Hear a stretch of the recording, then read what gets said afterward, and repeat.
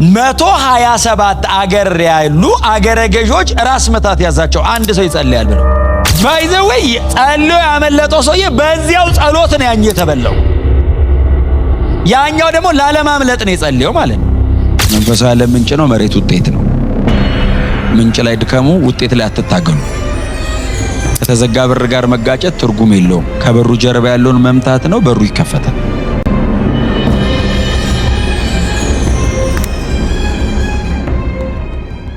የጌታ ስም ለዘላለም የተባረከ ይሁን። ክብር ሁሉ ለኢየሱስ ብቻ ይሁንለት። ኤፌሶን ምዕራፍ 6 ላይ ከቁጥር 10 ጀምሮ እስከ 18 ድረስ እያየን ነው ያለነው። አዲስ ኪዳን ላይ ያለ መንፈሳዊ ውጊያ የጦር ዕቃዎቹን መጨረሻ ላይ ስንዘጋ ወንድማችን ሐዋርያው ቅዱስ ጳውሎስ እንደ የዚህ ሐሳብ መጠቅለያ የዚህ ሐሳብ መዝጊያ አፍተሮል የደብዳቤው መዝጊያ ነው። የዚህ ሐሳብ መዝጊያ ብቻ ሳይሆን የደብዳቤው ማጠቃላይ መዝጊያ ነው። ከዚህ በኋላ ስንብት ነው የሚቀረው ጳውሎስ እና መጨረሻ ላይ የሚያነሳው የጸሎት ነው አይደል? ጸሎት ነው እና እኔ እጅ ላይ አዲሱ መደበኛ ትርጉም አለ። ቁጥር 18 ላይ ሁሉ አይነት ጸሎት እና ልመና በማንኛውም ሁኔታ በመንፈስ መጸለይ፣ በሁሉ አይነት በማንኛውም ሁኔታ በመንፈስ መጸለይ። ስለዚህ በሁሉ አይነት ጸሎት የሚሉትን የተወሰነ ነገር ባለፈው ተናግሬያለሁ አይደል? በሁሉ አይነት ጸሎት የሚለውን እንደዚህ በማህበር የምንጸልየው በግል የምንጸልየው ሊሆን ይችላል። ደግሞ የጸሎት ዝርዝሮች አሉ። ምናልባት ፊልጵስዩስ ምዕራፍ 4 ላይ በልመና በምልጃ ከምስጋና ጋር አይደለም የሚለው እንደነዚህ አይነት ጸሎቶች አሉ። ልመና፣ ምልጃ፣ ምስጋና እናንተ ዘርዝሯቸው። ስለዚህ ረጅም ጸልዩ እያልኳችሁ ነው። በጣም ረጅም ጸልዩ፣ ጥቂት ተራመዱ። መንፈሳዊ ነገር ነው እያወራ ያለሁት እንጂ ስራችሁን ስራ ጥላችሁ እንደ ሐዋርያ ሥራ ምዕራፍ 4 ሁሉም ተሰብስበው ቸርች መጡ እንደሚለው ብትመጡ ደስተኛ ነኝ። ባይዘው አብረን ብንውል ግን ሌላም ህይወት ስላላችሁ እሱን ሰማይ እንቀጥለዋለን። እሱ ሰማይ አንድ ላይ ለዘላለም እንኖራለን። እስከዛ ድረስ ግን ስትሰሩም ግን ጸልዩ፣ ስትኖሩም ጸልዩ፣ ስትንበረከኩም ጸልዩ፣ ሰውም ስታገኙ ጸልዩ። ጸሎት የሚቋረጥ አይደለም። ከእግዚአብሔር ጋር ያለ ህብረት ስለሆነ የሚቋረጥ አይደለም። ዳንኤል በጣም እየተቃናለት ሲያስቸግራቸው መከልከል የፈለጉት መጀመሪያ የጽድቅ ህይወቱን ነው አይደል? ፈለጉበት ይላል። እንከን የተፈለገበት እንከን ሲፈልጉበት አጡበት የሚል ቃል አለ። ተፈልጎ ነው የታጣበት። በጣም ብዙ ሊፈለግብን አይገባም። እንከን ሰውኛ ላይ እንዲያገኝ ዞር ካለ 10 ሊያገኝብን ይችላል። ዳንኤል ላይ ተደራጅተው ነው የፈለጉት። በጣም የሚገርማችሁ በቀደመው ኪዳን ሆኖ የአዲስ ኪዳን አይነት ህይወት ነው አይደል የኖረው። ፈለጉበት አንዴ አይደለም ሁለቴ ነው የሚለው። ባይዘው ፈለጉበት ይልና አጡበት የሚል ቃል አለ። ከዛ በዚህኛው ስላጣኑ ከአምላኩ ሕግ በቀር በሌላ ነገር ልናገኘው አንችልም አሉ ይላል። መሬት ላይ ካጡ ነው ጸሎት ቦታ የሚመጡት። ስራ ቦታ ከጨበጡ አይመጡም ቸርች። እዛ ጋር ካጡ ነው እዚህ ድረስ የሚመጡትና መሬት ላይ ከታጣ ነው መንፈሳዊ ዓለም ላይ የምትፈለገው። ስለዚህ መሬት ላይ ይጧችሁ እና ዳንኤልን እኮ አይደለም እኮ ያጡት፣ ግራውንድ ነው ያጡበት። ዳንኤልም አብሯቸው ይበላል፣ ይጠጣል፣ ይሰራል፣ ይወጣል፣ ይገባል። ምክንያቱም የባቢሎን በዛ ዘመን ከህንድ እስከ ኢትዮጵያ ነበር የሚገዛው። 127 ሀገር የገንዘብ ሹም ነው። በዛ ቦታ ነው እንግዲህ እናገኘዋለን ብሎ ሲፈልጉ አጡበት ይላል። በዚህ ካላገኘኑ ብለው አልተውትም። በጸሎቱ እንምጣሉ በአምላኩ ጋሉና ሰውየው ይጸልያል ነው። ቀጥሎ የተገኘበት መንፈሳዊ ነገር ጸሎት ነው። በእውነት ጌታ ይርዳል። ሲፈልጉ ያገኙት ሰውየው ይጸልያል። መቼ በቀን 3 ምን እናርግ? ዳንኤል ከማይደራደርበት ነገር አንዱ መጸለዩን ነው። በቀን 3 ስለሚጸልይ ለአንድ ወር እንዳይጸልይ እናርገው ነው። ካልጸለየ እንደኛ መሆኑ አይቀርም። ጸሎቱ ነው ከኛ መሃል ያወጣው ይህን ሰውዬ። ስለዚህ አዋጅ እናውጣ። ምን እናውጣ? ለአንድ ወር ንጉስ የሥራ እድገት ያገኝ። የመጨረሻ ሥራ ንግስና ነው ምድር ላይ። ስለዚህ አንድ ወር እናሳድገው። ምን እናርገው? አምላክ እናርገው፣ ፕሮሞሽን። ስለዚህ ለንጉሱ የሥራ እድገት ልናረግልን ነው አሉት። 122 ሰው ተሰብስቦ ምንድነው እናምልክህ አንድ ወር። ከዛ ጸባዩ ታይቶ ይቀጥላል። የመጀመሪያው ፕሮሞሽን ግን የአንድ ወር ነው። ሰውየውን ንጉስ ለማድረግ ሳይሆን ዳንኤልን ለመግደል ነው ታርጌቱ። ዳንኤልን ከመስመር ለማስወጣት እንጂ ንጉሱን ለማውጣትም ለማውረድም። በጣም ይገርማችኋል እኮ ጸሎት ላይ እንደዚህ የምትሆኑ ከሆነ የብዙ ትውልድ አሳይመንት ነው የምትሆኑት። 127 አገር ያሉ አገረ ገዦች ራስ መታት ያዛቸው አንድ ሰው ይጸልያል ብለው። ጸሎት አታቋርጡ። እስቲ አሜን በሏ። ይሄ ምክር ነው፣ ትእዛዝ አይደለም። ግን ጸሎት አታቋርጡ። ሰውየው መጸለይ አላቋረጠም። አዋጅ ወጣ። ስለዚህ በንጉሱ የመሰለው ዳንኤል አይደለም፣ ንጉሱ የመሰለው ለራሱ ነው የመሰለው። ምክንያቱም ዳንኤልን ይወደው ነበር የሚል ቃል አለ ምዕራፍ 6 ላይ። ስለዚህ ዳንኤል እንደሆነ ያወቀው በኋላ ላይ ነው። ሰዎቹ በጣም ኮንስትራክቲቭ የሆነ ክፋት ነው የሰሩት፣ የተቀናጀ ክፋት። ማን እንደሆነ ሳይነግሩት አንተን ልናሳድግ ነው ያሉት። ንጉስን ማክበርም ማዋረድም እቅዳቸው ውስጥ የለም። ዳንኤልን ከመንገድ ማስወጣት መንፈሳዊው ሰው ነው የቤት ስራቸው። ደግሞ ትልቁ ስራቸው ደግሞ የጸሎቱ እና ሕጉ ያው ዳንኤል አገረ ገዢዎቹ መሃል ስላለ ደረሱት። ከጸለይክ አንበሳ ጉድጓድ ትጣላለህ፣ ካልጸለይክ በሰላም ትኖራለህ። ከዛ ዳንኤል አነበበው እና ፔናሊቲ አለው። ዋት ጸልይና አይደለም ሕጉ፣ ከጸለይክ አንበሳ ጉድጓድ ትጣላለህ። ስለዚህ ምንድነው እንትኑ ጸልዮ መሞት ለሳይጸልዩ መኖር ነው። ጎናቸው እርሱ የቱን ነው የምታከበው በሉት። ዝም ብላችሁ ለጥያቄ ያህል ነው። እሱን በኋላ ስትጸልዩ ነው የምታከቡት አይደል? ሳትጸልይ እንደኛ እንደ ባቢሎናውያኑ መኖር ትችላለህ። ባቢሎናዊ ሆነ ከጸለይክ ግን አንበሳ ጉድጓድ ትጣላለህ ሲሉት ዳንኤል ጌታ ረዳውና ጸልዮ መሞት አከበበ። እንደሱ አይደል የሚለው ክፍሉ። ዳንኤል አዋጁ እኔ አሁን በጣም ስትራይክ የሚያደርገኝ በጣም የሚያስጨንቀኝ ቃል አዋጁ እንደወጣ አውቆ የሚል ቃል አንብባችሁ አሁን ረስቶት ቢሆን ወይ አላነበበውም የሚል ቢኖር ለኛ ጥሩ ነበር። ሩም ነበረው ታውቃለህ። አውቆ የሚል ቃል አለ። ጋዜጣውን ይዞ ማለት ነው። አዋጁ የወጣበትን ጋዜጣ ይዞ ገብቶ ያጠገቡ አስቀምጦት የጸለየ ወደ አንበሳ ጉድጓድ ይጣላል የሚል አጠገቡ አስቀምጦ መስኮቱን ወደ ኢየሩሳሌም ከፍቶ ወደ ቤተ መቅደሱ ፊቱን አዙሮ፣ የተቃጠለ ቤተ መቅደስ ነው ትላንት ተዋት ተናግሬዋለሁ። ወደዛ ፊቱን አዙሮ አምላኩን ሲለምንና ሲማጸን አገኙት ይላል። ከዛ አንጠልጥለው ይዘውት ሄዱና እንደዚህ ያሉት ለንጉስ፣ አንተ የምትወደው ሰውዬ አንደኛ አንተን አያከብርም፣ ቀጥሎ ትእዛዝን አይጠብቅም አሉት። ምን ሲያደርግ አገኛችሁ? ሲጸልይ ያገኘ ነው። በሁሉ አይነት ጸሎት በማንኛውም ሁኔታ በመንፈስ ጸልዩ። ፕሬየር ዲግሪ ይለያያል። የዳንኤል ጸሎት የግሉ ብቻ አይደለም አይደል? ኔሽን ነው አይደል ጸሎቱ። በባቢሎን ምርኮ ውስጥ ያለ ህዝብ ወደ ሀገሩ ይመለስ ነው ጸሎቱ። እና ያንን ሁሉ ህዝብ ነፃ የማውጣት ጸሎት ነው የሚጸልየው። የትውልድን ባርነት ለመስበር ነው እየተንበረከከ ያለው። ለግሉ አይደለም እየጸለየ። አገኙት፣ ወሰዱት፣ በቃ ተዉት። እሱ ወደ ቤቱ ይመለስ፣ መጸለይ አይጸልይም፣ አንበሳ ጉድጓድ እንዳጠሉት ሲል ዳንኤልም ተስፋ አስቆራጭ ልጅ ነው። አይ ጸሎት አላቆመም። ሰዎቹ እንደማይራሩለት ያውቃል፣ እንደሚገሉት። እግዚአብሔር ደግሞ አይዞ የአንበሳ ጉድጓድ ውስጥ ቀድሜ እጠብቅሃለሁ አላለው። ደግሞ እኮ እግዚአብሔርም እኮ በጣም እንትን አስጨናቂ ነው። ዝም ነው የሚል እንደዚህ አይነት ቦታ ደና ነገር እኮ ነው የሚናገር። አንበሳ ጉድጓድ ውስጥ አይዞ መልአክ ልካለሁ ምንም አትሆን ቢለው እኮ ጥሩ ነው። እየጸለየ እግዚአብሔር ዝም አለው። የሚያደርገውን ያውቃል። አዳነው የሚል ቃል አለ ቀጥሎ። ተበላም ቢሆን ግን ያዋጣል። አሁን አትበሉም ግን አሁን አንበሳ ጉድጓድ ጸልዮ ተበላ ቢሆንስ ወደ ጌታ አይደል የሚሄደው? ግን መሬትም ላይ እግዚአብሔር ማን እንደሆነ ራሱን ማሳየት ስላለበት ነው ባይዘው ያዳነው። ምክንያቱም የተጠየቀው እግዚአብሔር ፈቅዷል ወይ ሳይሆን ችሏል አይደል? አምላክ ከነዚህ አንበሶች ሊያድን ችሏል ወይ ነው። ብቃት ነው፣ እችላለሁ ነው እግዚአብሔር እያለ ያለው። እበልጣለሁ ማለት ስለፈለገ አዳነው ልጁም እንጂ የጸለየ በሙሉ እኮ አምልጦ አይደለም። የአንበሳ አፍ ዘጉ ተብሎ እኮ በአውሬ ተበልቶ ሞቱ ይላል። ባይዘው ጸልዮ ያመለጠው ሰውዬ በዚያው ጸሎት ነው ያኛው የተበላው። ያኛው ደግሞ ላለማምለጥ ነው የጸለየው ማለት ነው። ምንድነው? አውሬ እየበላው ርዕስ ሳይቀይር ለመሞት ማለት ነው። አቋም ሳትቀይር መጨረስ ማለት ነው። ጸሎት እኮ እያዳነህ መኖሪያ ብቻ እኮ አይደለም፣ ጸንተ መሞሻም ነው። አይዟችሁ እዚህ ማመን ባትሉ መንገድ ላይ እየሄዳችሁ ምክንያቱም እኩል ናቸው።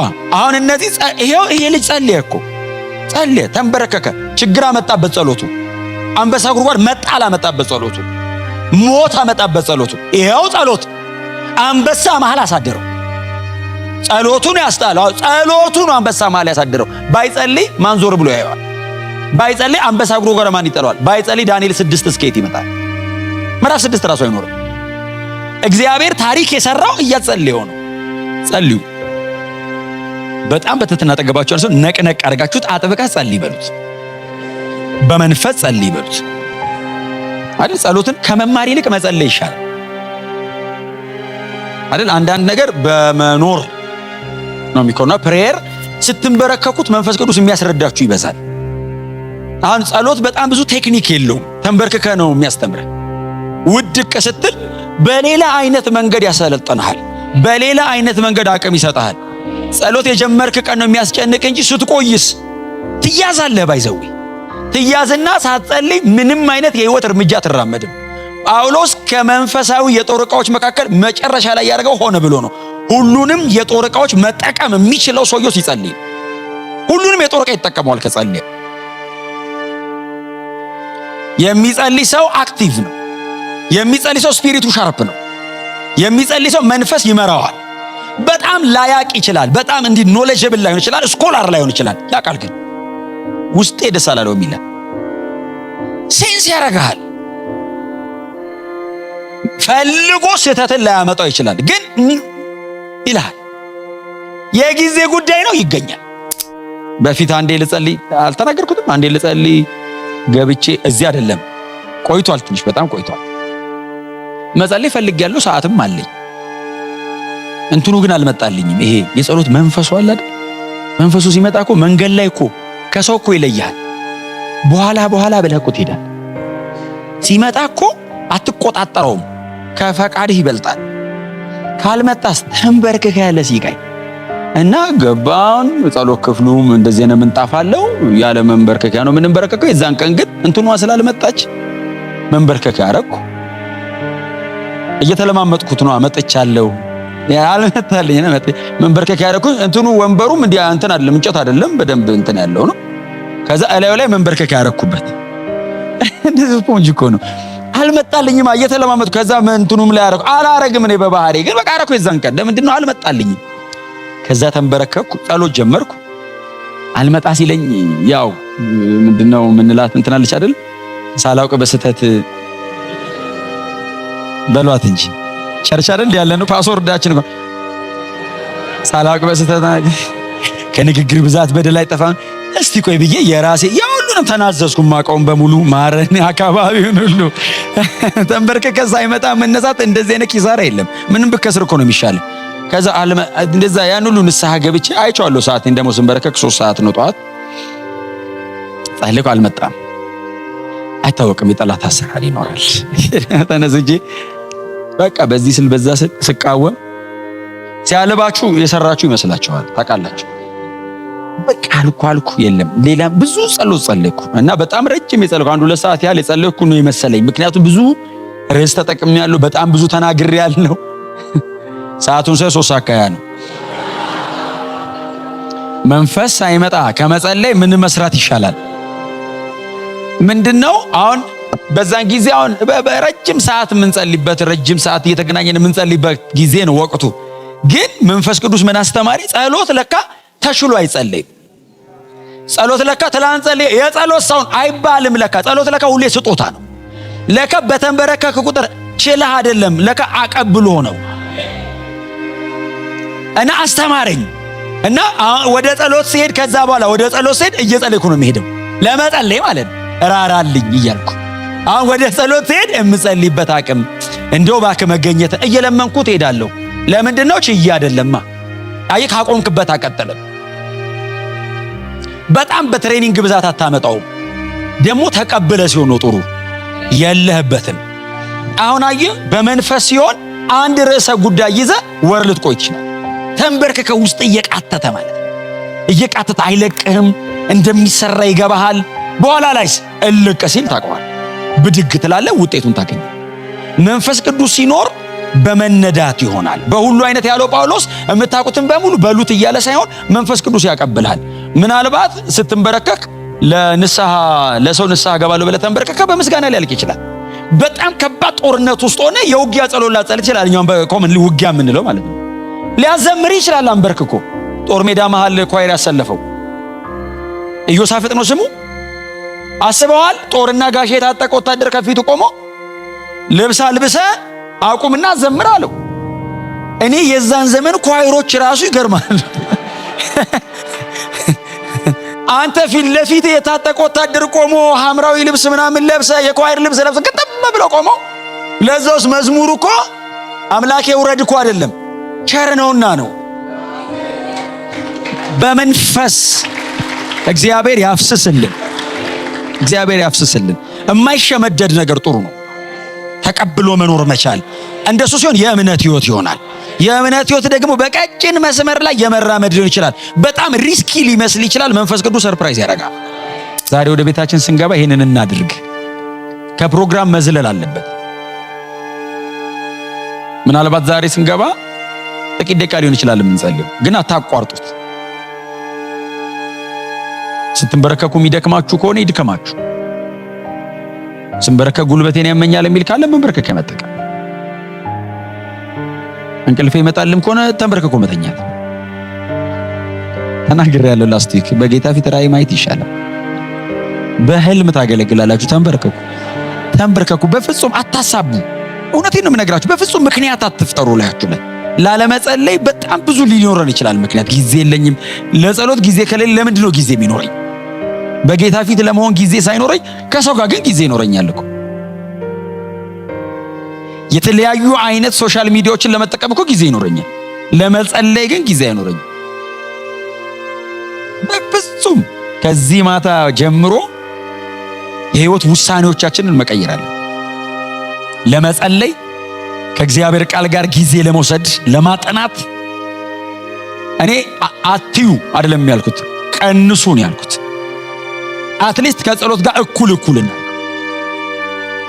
ከዛ ማን እንደሚያሸንፍ ታዩታላችሁ። ጸሎት እስኪጀመር ነው እንጂ ይቆጣጠራል። መፍቀድ ብቻ ተንበርክከ አግዘኝ ማለት ብቻ ነው። ይመጣል። መንፈስ ቅዱስ ትልቅ አምላክ ነው። የትኛውንም ነገር እሱ ሲመጣ ያስወጣዋል፣ ያፈናቀለዋል ከህይወት ላይ። ይሄ ያስቸገረኝ ቀስ ብሎ ገብቶ ጌታ ገዢ የሆነብህ ነገር ካለ ያስወጣዋል መንፈስ ቅዱስ። አንተ ላትችል ትችላለህ። ኃጢአት እኮ እንግዳ ሆኖ እኮ ነው የሚገባው። ምንም ነገር እኮ ቀስ ብሎ እኮ ነው የሚገባው። ሲቆይስ ሎርድ ነው የሚሆንብህ። አትችለውም። አንተ ልታስወጣ አትችልም። መንፈስ ቅዱስን ጥራው፣ እሱ ይምጣ፣ ያጸደዋል ቤቱ፣ ህይወትን መልሶ ያነሳል። ጸሎት እንንበርከክ። ብዙ በግል ህይወታችን የሚታደሰው ስንጸልይ። እውነቴን ነው የምላችሁ። እየቀና የሚሞት ሰው መሆን የለብንም። መንፈስ ቅዱስ በህይወታችን መስራት አለበት። ቢሰራብኝ ለምን እንንበርከክ ይጀምራል። እናግኘው። ስንበረከክ እኔ አልችልም አንተ ሰራ እያልኩት እድል እያገኘ ነው በእኔ ህይወት። እርሱ አምላክ ነው። ሰብሮ ስለማይመጣ የኔን ፈቃድ ስለሚፈልግ ብርክክ ስል አንተ ሂድ፣ አንተ ተራመድ፣ አንተ ወክ አርግ እያልኩት ቆሜ 20 ዓመት በለፋ ማልሰራው እንበረከክ በጥቂት ቀን ይጨርሰው።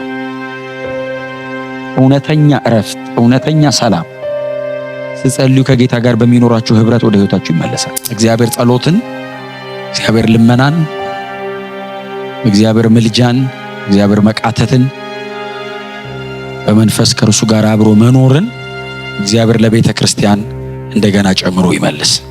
ክብር ለኢየሱስ ይሁን። የሚለቀን ነገር በሙሉ ይለቀናል። እውነቴን ነው የምነግራችሁ። ሲሪየስሊ ወደ ጸሎት መመለስ አለብን። ምድራችንም ጸሎት ይፈልጋል። የምናያቸው የሚሆኑ ነገሮች በሙሉ ጸሎት ይፈልጋሉ። ጸሎትን ደግሞ እግዚአብሔር የሰጠው ለቤተ ክርስቲያን የኛ አሳይመንት ነው። ለሚቀጥለው ትውልድ የምናሳድረው አይደለም፣ የምናደርገው ነው። ክብር ለኢየሱስ ይሁን። የሰማነውን በልባችን ያቆይልን። በጣም ነው የምወዳችሁ።